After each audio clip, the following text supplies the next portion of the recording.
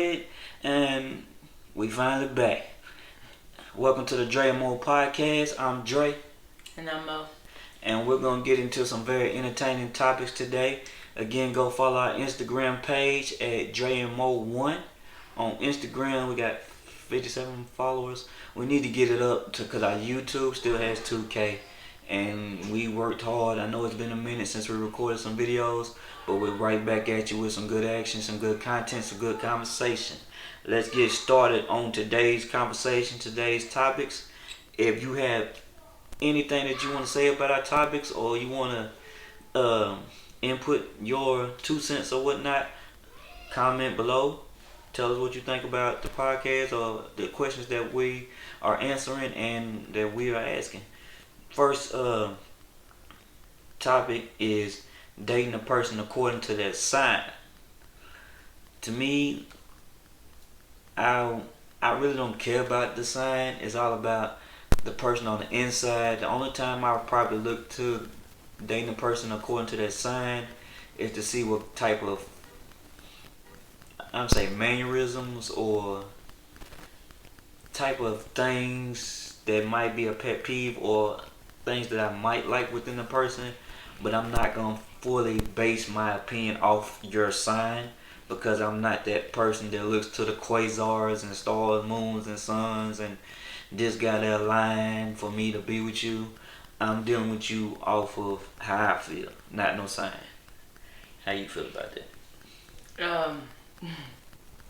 Well, I believe that some people, I believe that all people, your sign does say something about you, but you are who you are. But there's signs I've dated or people I've talked to I wouldn't choose to date again, but not solely on their sign, but some of the characteristics of their sign I just don't agree with, I just don't like. So you cut a person off because of their sign? I wouldn't say that. I just know how to handle that person according to their sign. Yeah. Okay. I mean, yeah. Like I said, I'm not gonna cut you off, but like she said, I know how to handle you. I know what to expect, and that lets me know whether I want to proceed or how long this might last. But like I said, it's gonna be based upon me, not your zodiac sign, because I'm not the type of person. And then we're gonna get into dating a homebody versus dating a person that's outgoing. What I mean by saying outgoing is a person that's constantly, as people would say, we outside. I mean, every Friday, every Saturday, outside. It's pros and cons to both. Dating a homebody can be good, but at the same time, it might get a little boring if that person is a heavy homebody type of person. Yeah. They don't want to go outside. They rather stay inside. And sometimes dating a homebody of a person is a homebody consistently. Sometimes that can make the other person feel like you don't want to take them nowhere. You don't want to be seen with them. Yeah. And that may not be the case. That just might be you as an individual. You're just that type of person. But you can be looked at a certain type of way. You can be looked at either you're ashamed of the person or you're cheap. But sometimes you're just you don't like going outside. Yeah. And then as far as dating an outgoing type of person, it can be cool, and then it can't be. If you're a loyal, outgoing person, then I can see that being good, because you're always gonna be the fun type of person. You never have to worry about what's next or what we're gonna do, because you always got a plan. Yeah. But then you got those bad outgoing people. They always in the streets. You don't know what they doing with who knows what or this what or what they doing. Period. Yeah. Well, then you got couples that like to party together. Yeah. Like to go out every weekend, and that's understood. And then you got men and women who are the opposite, and then their spouse may not mind. Because, thank you, may not mind them going out and having a good time. But I guess it needs to be boundaries set in the relationship in the beginning or sometime within, and understood that that's just who I am.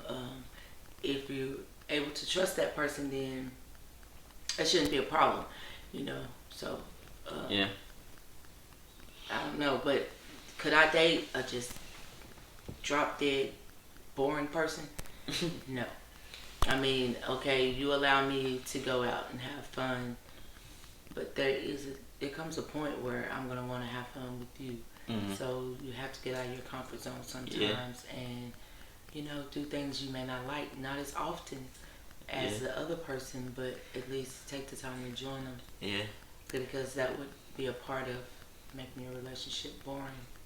Yeah. Gotta set boundaries, set standards, and like I said, and boundaries should be set. And sometimes if you can be a homebody and an outgoing person, you can balance those two. Then that can be a good type of relationship. Also, you know how to do differentiate the two or combine the two. Okay, then my next topic at hand. You can write how you feel about this. Do y'all agree that couples should be married for a child to take their father's full legal name? Meaning they're gonna be a junior. If they don't take your first name, they're gonna have your last name. Some older couples, old school couples, they believe you should be married for their child to take the father's last name, which was cool back in the day because not everybody wants to get married. Not every marriage works out. But I feel like it's important for a child to have their father's last name because especially if he's a good dad and he's in that child's life and he planning on being there, give that child that man's last name. Don't take that because y'all both laid down and have them. You can't take. It's like taking a piece of that child's heritage away or his legacy. Don't do that, especially if you know he's a good father. He's gonna be a good father. Let that child have that father's last name. Let him, he or she, but if it's a boy, let that man have a legacy. Let that man plant that seed to show when he's not here, he's got somebody to carry on his legacy. How you feel about that? Some females not letting them father have the child's full name or last name. I feel that every child in the world should have their father's last name. You deserve the right to know who you're related to. Yep. You definitely need to know who you're related to because you have kids that have kids that have kids. And it's very important. And I just feel that out of respect for the kid, you should just do it. Don't be bitter because you guys didn't work. Give the child the dad's last name, no questions asked. And it's easier if you have to end up taking them to court, for child support or anything. It's easier because you've already signed the birth certificate. Yeah. And it's the right thing to do, Yeah. It is. So with that being said, I have a couple topics I would like to discuss. People accepting accountability, whether that be, something you said or something you did, and people letting go of things that don't matter. Yeah. And a lot of people hold on to things that they can just let go of, and then when it's time to be discussed, they don't want to take accountability, but they want you to just forget about it and move on, sweep it under the rug. But then they're still lingering. Yeah. When all we got to do is talk about it, accept accountability from our mistakes, and use that as growth. Yeah, accountability is growth. And like I said, in order for you to grow, or in order for the relationship that you want to grow, it's important to take accountability for your actions and what you have done. Basically the same thing. Action, taking accountability, it's basically the same thing. That's also letting her know or him know that you are the type of person when you're wrong to admit you're wrong. But if you keep doing wrong, then it's no longer a mistake. It's something that you're doing on purpose because it's not accidentally done anymore. You can't keep. It's only so long a person can keep taking accountability. Accountability to me, if you're wrong, you're wrong. Not saying you're not gonna do it again, but it's admitting that you're wrong, that you're not gonna do it again. But if you keep doing it and doing it, then to me, it's no longer accountability. You're doing it on purpose. So to me, accountability is doing it and learning from it, making sure that it doesn't happen again. And that, like I said, to me, that shows both sides, that you're willing to work on things, you're willing to grow, you're willing to take that relationship or yourself to new heights. Like I said, I agree with my co-host on what she said. Take accountability. If you're wrong, you're wrong. If you can't do something or you've done something, take accountability for it. So you can't do it. I know it shouldn't. Can't. The word "can't" should be in a man's vocabulary, but if you can't do it, get help trying to do it, or seek help or counseling to make sure you grow as a person to help benefit that relationship and that relationship within yourself. Okay. And then I'll come up with this today. I have a couple of things, well, more than a couple. We always, when we say what women want, we always say a few things. But to me, it's more than a few things that a man and a woman want when they're seeking the significant other. You ask God to send you what you need, not what you want, and He shall do it. But I feel like that partner, whether it be male or female, should come with you being able to trust them, that person being loyal, honest, a hard worker, understanding, a praying man or woman, able to look at your spouse and know when something's wrong, gentle, be a protector, and a role model. Yep. And I know one I didn't leave on there, I didn't put on there, is a provider, which, of course, we want a provider. But, you know, you want to be able to trust them and you want to be able to do a lot, you know, these things. Yeah. When you find a spouse, that's why I put a lot, because all this now, it's different. It's not like it was. It's our spouses and, you know, are so exposed to so much different stuff that if you set boundaries and you keep them, I feel like you'll be able to have a pretty decent relationship. But if stuff is all over the place and you got a homebody and an outgoing person with no understanding, you know what I'm saying? You got a hard worker and you got a dishonest spouse who's spending all the money, it's not gonna work, you know? So it's kind of like it goes hand in hand. You got a praying man or a praying woman and one of them not praying. I mean, you can pray all day long till your knees bleed, but prayer with no work is dead. So you're gonna pray for your spouse. You're gonna need to encourage them and uplift them and get them to move, you know? Yeah, you can't. But you can't pour into somebody that's not pouring into you. Yeah, you can't. Like I said, sometimes you can pour a full glass into somebody and they pour a half a glass into you and expect for that to be okay.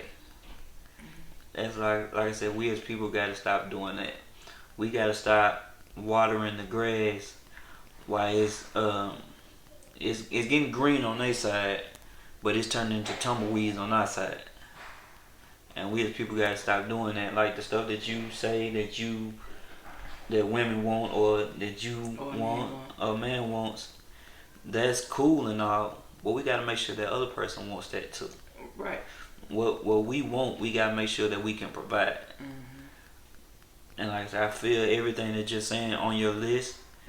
And me personally, I miss that old school type of relationships, looking up to them old school type of marriages, because to me, those were the most happiest people that I've seen. And those the most happiest people that I cherish. I still look up to those type of marriages, those type of couples, because they inspire me to be a better person, to treat a woman. And some women inspire them to treat a man how a man supposed to be, to treat a woman how she's supposed to be treated. And I think some of that stuff is thrown out the window nowadays. A woman's not treated how she's supposed to be. To me, honestly, a deserving man should be treated like a king, and a deserving woman should be treated like a queen. Well said. How to deal with the narcissist. A lot of people that I've encountered, friends, family, co-workers, I've noticed that they've been saying that their men are narcissists. Not saying that women aren't, but we're only speaking on what I've been exposed to, and that's men. So I just wonder how y'all feel about that. I would love to hear your comments in the comment section about it, because there is a lot of men that are narcissists and manipulate the conversation and turn it around, and then we feel like you did something. Yeah, a lot of women feel like they did something wrong. That's what they were saying. Yeah. And I don't know much about it, so leave some comments and we can talk about it. Yeah, the best way to deal with a narcissist is to expose them to them being a narcissist. Right. Because what all you described, sometimes a man has to, or a woman has to look in the mirror and see themselves for themselves to realize what they're doing wrong or who they really are. And if you're a strong-minded individual, you won't be able to be manipulated by them, because you always see through their bull crap and what they got going on. Like I said, it's only so long that they can get away with what they're doing. Sometimes you gotta make them see the person that they really are in order for them to change. But sometimes the best way to deal with one is not to deal with one. But sometimes you ain't got no choice. I mean, you always got a choice, but sometimes let them be that person, and you be you, and find what's best for you. Yeah. Don't find what's best for them, or try to be the best you for them. Be the best you for you. Let them struggle with that inner demon or inner character that they're dealing with on the inside. Make yourself happy. But if it's I would suggest if it's your significant other or your, soon to be spouse, you should probably just at least suggest them get some counseling or something. You shouldn't just let them be. Yeah, that's true. Because it's got to be some kind of issue. That's what I said. Mentally, they're dealing with something on the inside. Yeah, it's got to be something, because that's. Or they comfortable. They set in their ways. Yeah, that's still bad. It's a hard pill to swallow. So. Let them pay for their own counseling. You can suggest it. Let them pay for it. If they're willing to do what it takes, then it's cool. But if not, yeah. You got anything else? I mean, I had the Diddy situation with Diddy Part 2, because I know we discussed it in the earlier podcast. Like I said, a video resurfaced of Diddy dragging Cassie through the hallway, or chasing her down the hallway, kicking her twice, and it's not allegedly, because the video is out there. And what they're saying is, by it being so old, he probably won't do any jail time. But what it's going to do is going to put a stain on his career and on his character. Y'all need to give Diddy that same energy y'all gave Chris Brown. That same. Well, I don't know about Dr. Dre. Wait a minute. Huh? Why are we talking about Chris Brown? Why are we talking about Chris Brown? When his situation came Chris up, Brown out of this. When he got his situation, it's they went hard on him. Go back to Diddy. And they went hard on him. They need to give Diddy that same energy. But Diddy running right here beating up folks and throwing these so-called Diddy parties. Like I said, it probably won't end his career, but like I said, it will put a stain on it. And me having a daughter personally, the stuff that I seen in the video, it wouldn't fly. He couldn't walk past me because we be throwing hands. I don't promote violence, but I don't like violence towards a female. Cause like I said, I put females to the utmost, and from the video I seen, it was heartbreaking, because like I said, I have a daughter, I have a mother, I had 2 grandmothers. They're not here no longer, but any man that could do that, nah. I don't have no words for Diddy. It was horrible to see. But as women, we have to start stepping up and just call the police. Yeah. If somebody does me like that, I'm sorry. I mean, a lot of women be like, well, I ain't gonna call the police on him, this, that, and the other. Even if you don't, leave him alone. Mm-hmm. Like, don't keep getting beat like that. Like, you gotta hide and run and be scared. And it's not easy. It's not easy. You're right. It's not easy. But you pick and choose your battles. Yeah. And me being beat and me going to the grocery store and never coming back, I'm gonna figure it out. But I'm getting out of there. You know what I'm saying? Like, I am getting out of there. I've never been in an abusive relationship, and I never want to be. I just think it's horrible. It is. And peace be unto anybody who's in one right now watching. And I pray that you can get out of that situation. It's no joke, no laughing matter. But at the end of the day, it's all on you. Because you know what's being done to you behind closed doors. And then you have the audacity to cover it up. And then feel like nobody's there for you, or you can't get help. Like, you got to figure it out. You got to put your big girl panties on, because it ain't enough love in the world from one individual that you should be beat, hit, you know, or mistreated, verbally abused, or whatever it may be. It's too many movies out here that you could have been done used techniques from. I'm telling you, get out of there. Common sense is the best sense to have, and you use it, and you get the hell out of there. That's all I can say. I mean, because domestic violence is real. And Diddy, you wrong. And who am I to say little on me? But at the same time, you are wrong. You're a grown-ass man, and you know right from wrong. And if you go down, and what's done in the dark will come to light, as you see.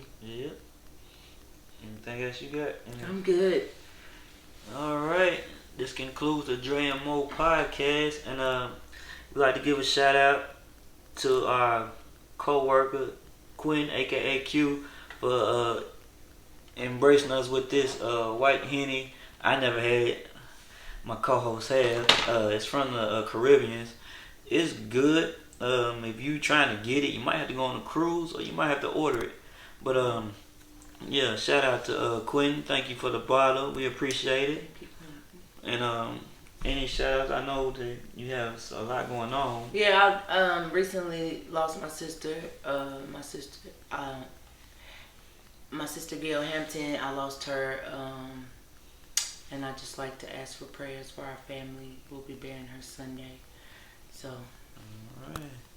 And we praying for her and her family, praying for everybody who's lost a loved one or who has lost a loved one. We pray for all y'all. And again, this is the Dre and Mo podcast. I'm Dre. And I'm Mo. And we appreciate everything that y'all do. Keep subscribing, supporting everything we do. And we're out.